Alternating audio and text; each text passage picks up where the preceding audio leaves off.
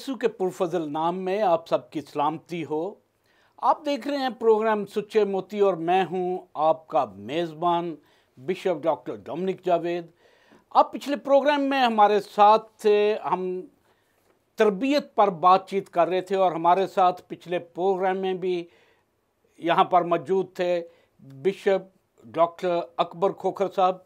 Bishop part 2 में भी आपको हम वेलकम करते हैं। आज फिर हम तरबियत के बारे में सुनेंगे और नाज़रीन को भी सिखाएंगे। बहुत सारे बिशप साहब बाइबल के स्टूडेंट्स इस प्रोग्राम को देखते हैं, बहुत सारे खुदा के खादमिन इस प्रोग्राम को देखते हैं और मैं बड़ा शुक्रगुजार हूँ कि हमें इस प्रोग्राम का फीडबैक बड़ा प्यारा मिलता है। हालेलुया। पिछले प्रोग्राम में बिशप साहब हमने सीखा पहला क्रंथियों उसका 11 बाब 31 और 32 आयत को।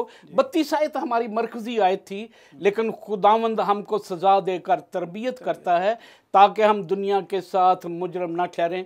और फिर हमने 31 आयत को भी कोट किया, अगर हम अपने आप को जांचते तो सज़ा ना पाते, और जब हम अपने आप को जांच लेते हैं, जैसे ज़बूर में हमने पिछले प्रोग्राम में सीखा, ज़बूर 16 उसकी 7वीं आयत में, मैं खुदावंद की हम्द करूँगा जिसने मुझे नसीहत दी है, बल्कि मेरा दिल रात को मेरी तरबियत करता है। जब हम अपने आप को जांचते हैं तो हम अपनी तरबियत खुद से भी करते हैं। और खुदा का बंदा ज़बूर नवीस कहता है कि मैं रात को मेरा दिल मेरी तरबियत करता है। बिशप यहाँ पर एक सवाल पैदा होता है कि क्या खुदा हमारी तरबियत करता है? जैसे हमने पिछली आयत में हमने देखा कि वो हमें सज़ा देकर तरबियत करता है। क्या वाकई खुदा हमारी तरबियत करता है? जी यस। सबसे पहले खुदावंद यीशु मसीह में आप सबकी सलामती हो। मैं अपने ताकत बख्शने वाले खुदावंद यीशु मसीह नासरी का शुक्र अदा करता हूँ। उसने मुझे दयानदर समझकर अपनी खिदमत के लिए मुकर्रर किया। खुदावंद हर रोज़ हमारी तरबियत और हमें सिखाता है। आज की जो कंटिन्यूसी में दूसरे पार्ट में हम आते हैं तो तलावत करते हैं पुराने अहदनामे में से यशाया नबी का सहीफ़ा उसका 28 बाब और उसकी 26 में खुदा यूँ फरमाता है, क्योंकि उसका खुदा उसको तरबियत करके उसे सिखाता है। खुदा हर इंसान को सिखाता है। खुदा क्रिएटेड है, खुदा ने बनाया और खुदा ने उसको सिखाया। अब इसमें जो यशाया नबी फरमाते हैं वो एक खुदा के हुक्म को इस तरह से पेश करते हैं कि इंसान शुरू से किसान किस तरह से अपनी ज़मीन को तैयार करता है, हमवार करता है और किस तरह से उसमें हाल चलाता है और किस तरह से उसको क्यारियाँ बनाता है और बी बोता है और किस तरह उस कतारों के हिसाब से बी बोया जाता है। तो इसलिए बाइबल मुकद्दस फरमाती है खुदा तरबियत करता है, अमली काम होते हैं और फिर उस पर जो अमल करता है, क्योंकि पैदाइशी तौर पर कोई आदमी हुनरमंद नहीं है, सीखा हुआ नहीं है।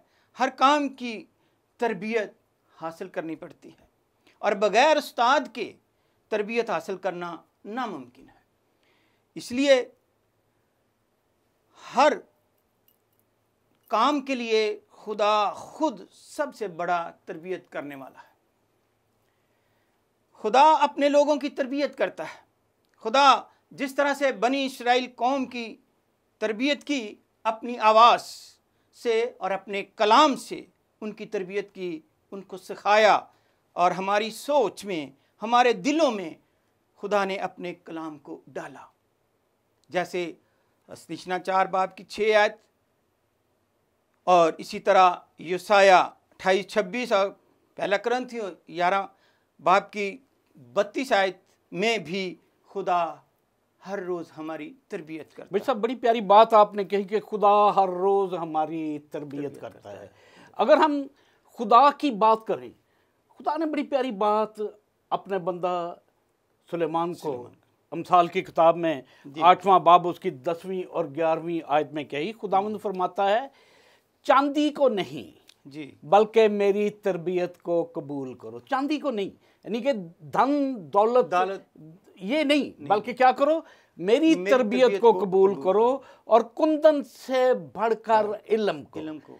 चांदी को नहीं बल्कि मेरी तरबियत को कबूल करो, और कुंदन से बढ़कर इल्म को, क्योंकि हिकमत मुरजान से अफजल है और सब मरगूब चीज़ों में बेनज़ीर। हिकमत जो खुदा हमें हिकमत देता है, हमें तरबियत देता है, हमें दनाई देता है, वो हर एक चीज़ से आला और अरफा है। खुदा हमारी तरबियत करता है। सब यहाँ पर हम एक और बात को भी हम देखेंगे। यहाँ पर सर पलूस रसूल, जिसे पलूस आज़म भी कहा गया, वो अपने रूहानी बेटे थimotheus को दूसरे ख़त में फरमाते हैं, क्योंकि खुदा ने हमें दहशत की रूह नहीं दी बल्कि कुदरत और मोहब्बत और तरबियत की रूह दी है। बेशक बेशक।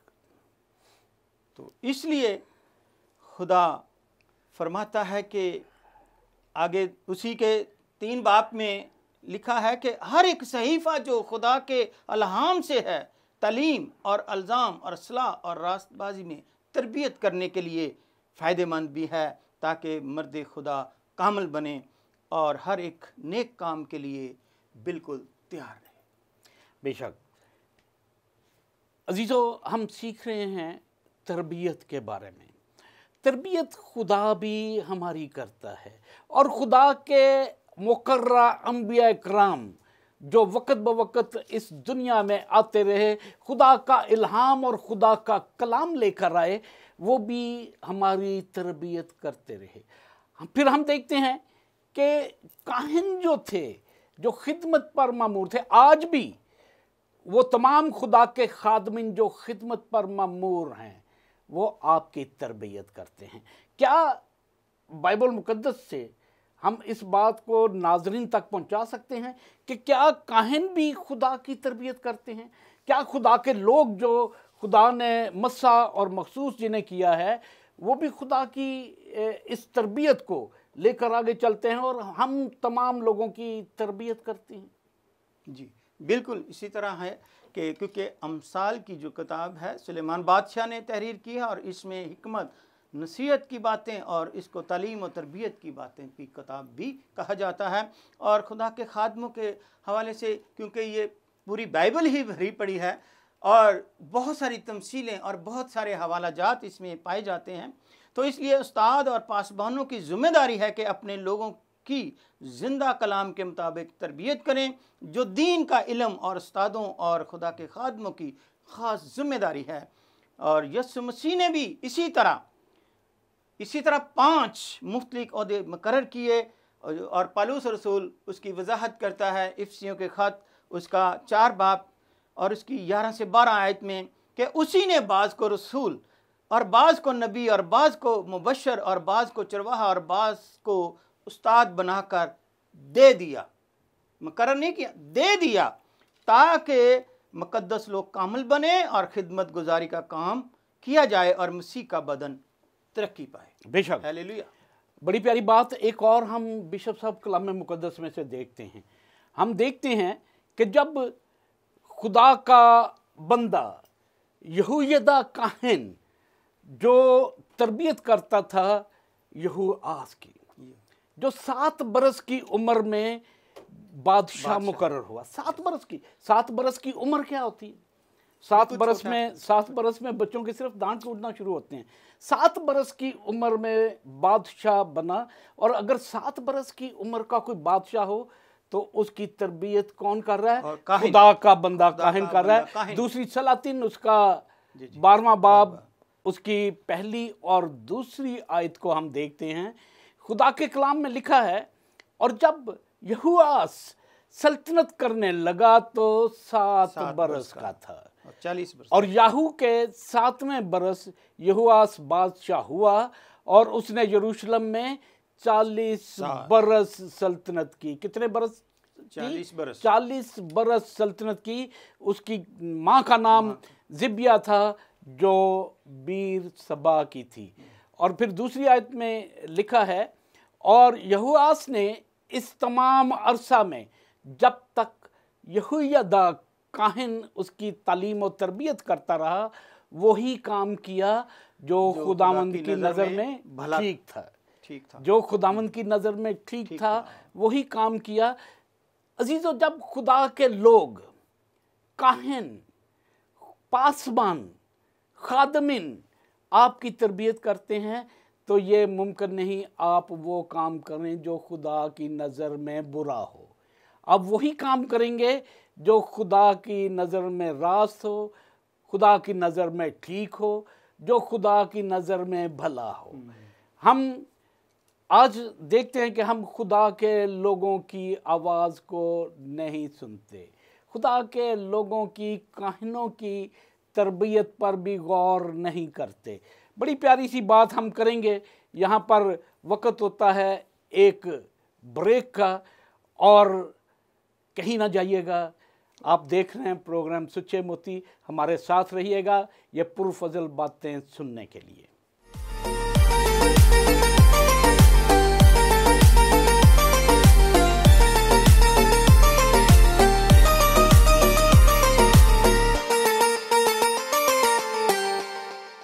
वेलकम बैक नाजरीन, आप देख रहे हैं प्रोग्राम सच्चे मोती। हम बात कर रहे थे काहिनों की और खुदा के खादमिन की तालीम की और तरबियत की। जो आपकी वो तरबियत करते हैं वो खुदा की तरफ से है, किसी इंसान की तरफ से नहीं है, और खुदा के खादमिन खुदा के मसा किए हुए लोग हैं। बिशप साहब, आप इस बारे में क्या कहते हैं, जो खुदा के खादमिन जो हमारी तरबियत करते हैं, कलीसियाओं की तरबियत करते हैं? ये तरबियत खुदा करता है और अपने ख़ास तौर पर काहिनों की तरबियत करता है, नबियों की तरबियत करता है, रसूलों की तरबियत करता है। आप जिसको भी खुदा का खादम मानते हैं और जिससे भी आप अपना उस्ताद मानते हैं, जो भी आपकी कलीसिया का पासबान है, और यानी वो बिशप है, फादर है, या पादरी साहब हैं, या मुबशर है, या एल्डर है, खुदा ने आपको एक बहुत बड़ा वसीला दिया हुआ है और उसके पास रूहानी तालीम और तरबियत के लिए ज़रूर जाएं। खुदा ने आपको पास्टर गिफ्ट दिए हैं, आपके लिए उस्ताद सदियों से अच्छी किताबें लिख रहे हैं, उनसे फ़ायदा उठाइए और खुदा की इस तालीम से अपने आप को नूर की तरह, जिस तरह यीशु मसीह ने कहा है कि मैं नूर हूँ, अब तुम नूर हो, और तुम्हारे अंदर से नूर चमके, तो फिर दुनिया जाने कि आप मसीह के लोग। मिर्ज़ा, बड़ी प्यारी बात आपने कही। अगर हम काहिनों की तरबियत की बात करें कि काहिन अपने लोगों की तरबियत करते हैं, तो बड़ी प्यारी बाइबल में एक मिसाल है सैमुअल नबी की और एली काहिन की। आमीन। कितनी प्यारी मिसाल हम बाइबल मुकद्दस में से देख सकते हैं। पहला सैमुअल उसका 3 बाब को अगर हम गौर से पढ़ें तो 3 बाब में बड़ी प्यारी बात लिखी है कि खुदा ने सैमुअल को रात के वक़्त में आवाज़ दी। सैमुअल, उसने क्या किया कि दौड़कर अपने उस्ताद एली काहिन के पास चला गया। क्या कहा कि तूने मुझे बुलाया है? उसने कहा नहीं, मैंने नहीं बुलाया।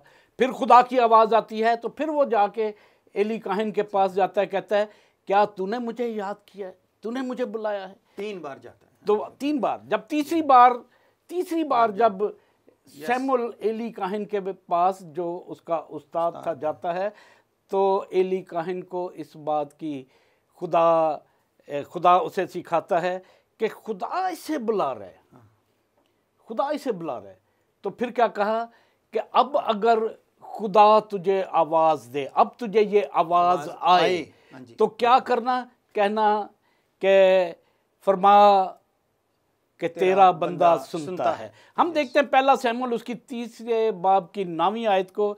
इसलिए एली ने सैमुअल से कहा जा लेट रह, और अगर वो तुझे पुकारे तो तू कहना ए खुदावंद फरमा, क्योंकि तेरा बंदा सुनता है।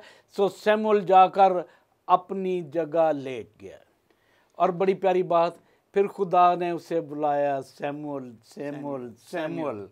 और फिर सैमुअल ने वही बात कही जो उसके उस्ताद ने उसे कही थी कि खुदावंद फरमा, क्योंकि तेरा बंदा सुनता है। जब हमें खुदा पुकारता है तो हम उसकी नहीं सुनते तो फिर बहुत सारे नुकसानात हम उठाते हैं।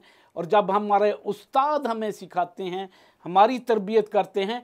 ये भी मुमकिन था कि सैमुअल एली काहिन की अपने उस्ताद की बात को ना मानता, तो अगर ना मानता तो फिर शायद वो खुदा की उस मुकद्दस आवाज़ को सुन ना पाता। आज भी जब हम अपने उस्तादों की बात को नहीं सुनते, नहीं मानते, तो फिर हमसे नेमतें जो हैं वो चले जाती हैं। जी भाई साहब, एक बड़ी प्यारी सी बात, हम तरबियत की बात कर रहे हैं, तो तरबियत खुदा ऊपर हमारा बाप है, यस, हम उसके बेटे और बेटियां हैं। आमीन। उसने हमें अपने खून के वसीला से हमें खून से खरीद लिया है। हाँ जी, हम उसके बेटे और बेटियां हैं, और फिर मिरास में उसके साथ उसकी मिरास के हकदार भी हैं। हम उस मिरास के जो उसकी है उसके हकदार हैं। जब हम उसके बेटे और बेटियां हैं, वो हमारा खुदा है जो हमारे लिए अपनी जान तक दे देता है बड़ी वफादारी के साथ।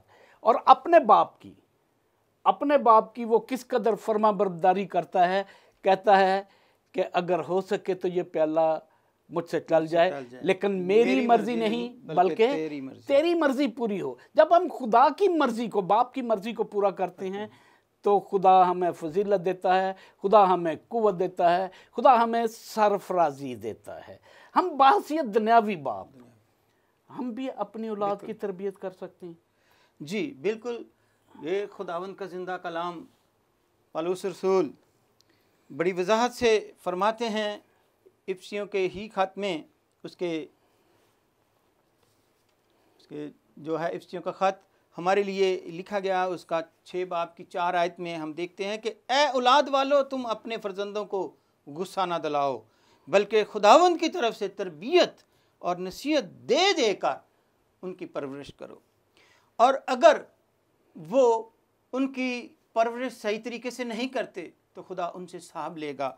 और तरबियत सही तरह से, हाँ, तरबियत सही तरह से नहीं करते, खुदा उनसे साहब लेगा, खुदा उनको सजा देगा। और जो तरबियत की हकारत या हमाकत करते हैं वो बेवकूफ़ होते हैं। बड़ी प्यारी बात बिशप साहब, बड़ी प्यारी बात बिशप साहब अमसाल की किताब उसका 4 बाब पहली आयत में लिखी है, ए मेरे बेटो, बाप की तरबियत पर कान लगाओ और फहम हासिल करने के लिए तवज्जो करो।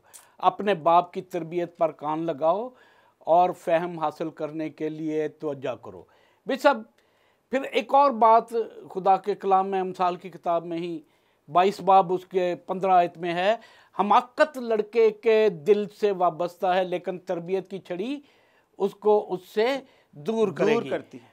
बिशप एक बात हम एक और थोड़ा सा हम सीखेंगे, जो गैर तरबियत याफ्ता लोग हैं, जिनकी तरबियत नहीं हुई होती, जो तरबियत पजीर नहीं होते, जो तरबियत पाते नहीं हैं, वो अपनी ज़िंदगी में कितने नुकसान करते हैं। वो दूसरों के लिए भी क्या नुकसानदेह हैं और अपने लिए भी नुकसानदेह हैं। वो दूसरे इसके बारे में आप क्या कहते हैं? वो दूसरे लोगों को भी तरबियत और ट्रेनिंग से मना करते हैं, वो तरबियत नहीं पाते, वो अहमक और बेवकूफ़ होते हैं और अपनी जान का नुकसान उठाते हैं इस ज़मीन पर भी, और वो खुदा से भी दूर हो जाते हैं। इसलिए ये स्पेशल माँ बाप का भी ये फ़र्ज़ है कि वो अपनी औलाद की दीनी तौर पर तरबियत करे और खुदा से दूरी को आप कैसे देखती हैं? जो खुदा से, आपने कहा कि खुदा से दूर हो जाते हैं, जो तरबियत नहीं पाते। जब हम खुदा के कलाम को नहीं जानते, नहीं पढ़ते, खुदा के खादमों के पास नहीं आते, चर्च नहीं आते और उनसे तरबियत हासिल नहीं करते, तो हम खुदा के कलाम से दूर हैं, हम खुदा से दूर हैं। बेशक। नाज़रीन, यिर्मयाह नबी का सहीफा उसका 5वां बाब दूसरी आयत में बड़ी प्यारी सी बात एक लिखी है, और अगरचे वो कहते हैं जिंदा खुदा की कसम, तो भी यकीनन वो झूठी कसम खाते हैं। ये तरबियत ना पाने वालों का हाल है, क्योंकि वो खुदा के कलाम को नहीं जानते, खुदा के कलाम को नहीं जांचते, ना उन्होंने खुदा के कलाम को पढ़ा, ना उन्होंने खुदा के कलाम को सुना, ना खुदा के कलाम के मुताबिक अपनी ज़िंदगियों को बसर किया। हालांकि बड़ी वाज़ह बात खुदा के कलाम में लिखी है कि तू किसी चीज़ की कसम ना खाना, ना आसमान की, ना ज़मीन की और ना ज़मीन के नीचे की, बल्कि अपने एक बाल की भी कसम ना खाना, कि अपने सर के बाल की भी उसकी कसम ना खाना। और वो झूठी कसम खाते हैं, झूठी कसम खाते हैं, क्योंकि वो गैर तरबियत याफ्ता लोग हैं। तरबियत पजीर होना खुदा के कलाम में आगे बढ़ना है। तरबियत पजीर होना खुदा के कलाम में सरफराजी पाना है, खुदा के कलाम को सीखना है, खुदा के मुकद्दस बातों को सीखना, खुदा के मुंह की बातों को सीखना। बल्कि बड़ी प्यारी सी बात मैं कहूँगा, खुदा के अंदर के भेदों को जानना, अंदर के भेदों को जानना। और उन्होंने तो ये तरबियत याफ्ता लोगों का काम और जो तरबियत याफ्ता नहीं है, उन्होंने अपने चेहरे को चट्टान से भी ज़्यादा सख्त बना लिया, उन्होंने वापस आने से भी इनकार किया है। भी सब आपको बहुत सारे लोग देख रहे हैं इस वक्त, बहुत सारे लोग जो खुदा के कलाम के मतलाशी हैं। बहुत सारे लोग जो खुदा के कलाम से नावाकिफ़ हैं, वो भी देख रहे हैं आपको, वो भी देख रहे हैं जो खुदा के कलाम में और गहरा जाना चाहते हैं। आप बिशप साहब, जो लोग आपको सुन रहे हैं, उन्हें क्या पैगाम देना चाहेंगे इस तरबियत के हवाले से? क्योंकि अब्रानियों का ख़त और उसका 12 बाब में हमें खुदा का ज़िंदा कलाम फरमाता है, क्योंकि जिससे खुदावंद मोहब्बत रखता है उसे तंबीह भी करता है, और जिसको बेटा बना लेता है उसके कोड़े भी लगाता है। तुम कुछ दुख सहते हो, वह तुम्हारी तरबियत के लिए हैं। खुदा फर्जंद जानकर तुम्हारे साथ सलूक करता है। वो कौन सा बेटा है जिसे बाप तंबीह नहीं करता?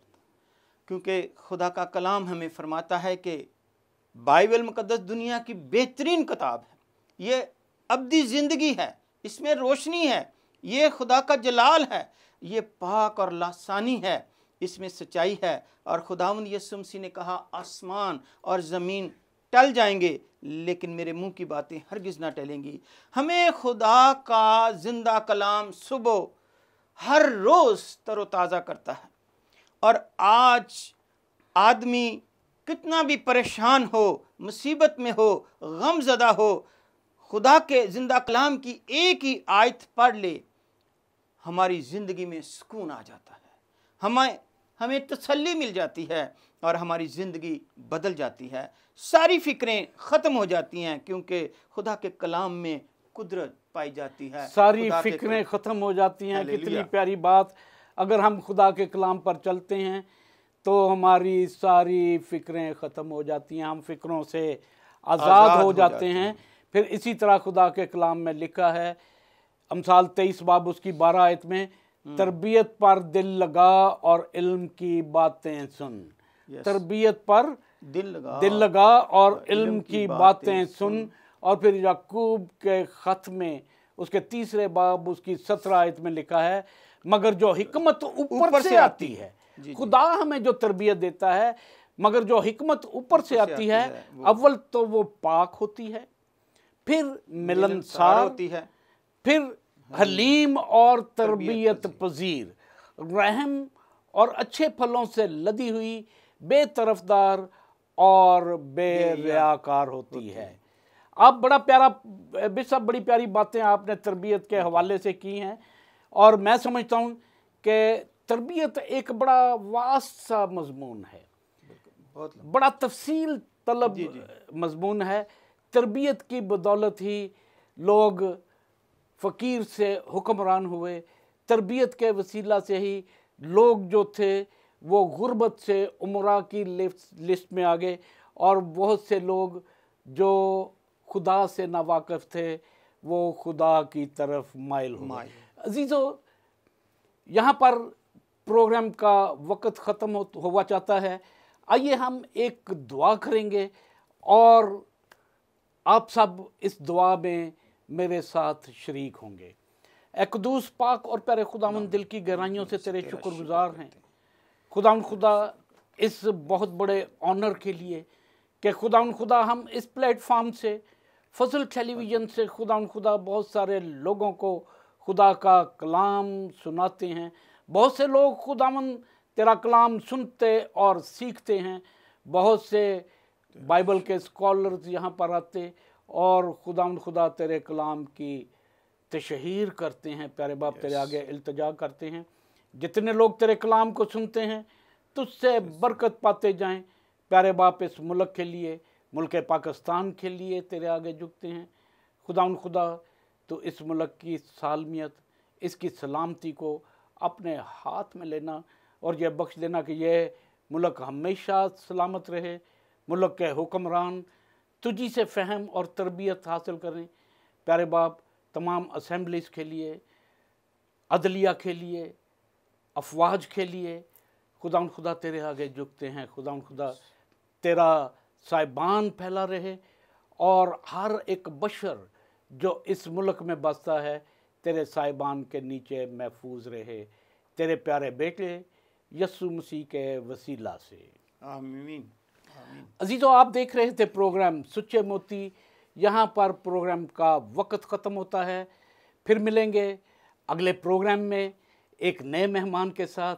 बड़ी प्यारी प्यारी मीठी बातें जो शहद से भी मीठी हैं, बड़ी बड़ी ऐसी बातें जो सोने से भी, कुंदन से भी ज़्यादा महंगी हैं।